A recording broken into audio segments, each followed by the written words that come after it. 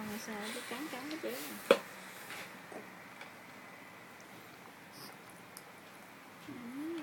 Bột dính tùm lum, chụp cái hình coi. Tùm lum.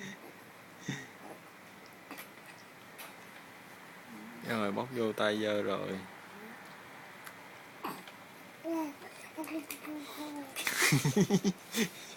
Nói gì vậy?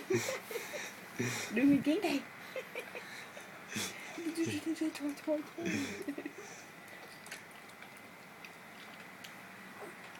Được ăn trên là phì dưới. Ok, để chén này nè.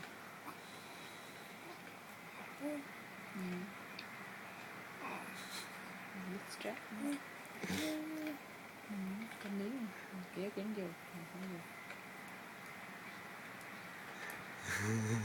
Thấy nó có răng vậy. Nghe nó cắn mà nghe nó rợn da gà. Ok.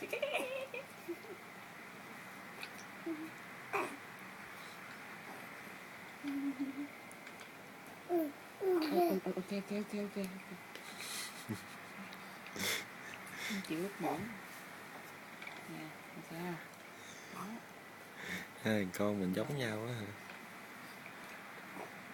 Giống cách ăn uống hay gì? Ở cái đùng. Đây, quay cho ba coi. Nè.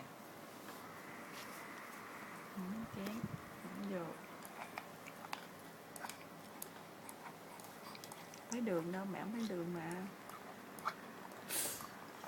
Không có chén gì kìa.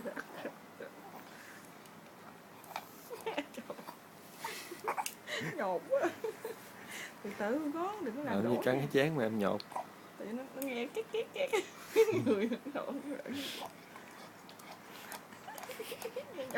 cái này gãy. Em mất cười quá.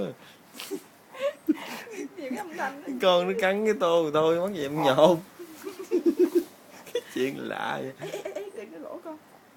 Thọt tay vô miệng mút đi con. Nè, mút tay nè. Đỏ cái mặt lên luôn kìa. Gì, muốn gì? Muốn mút hả? Muốn thử mút. Nè. Muốn tự mút cho con. Muốn tự mút.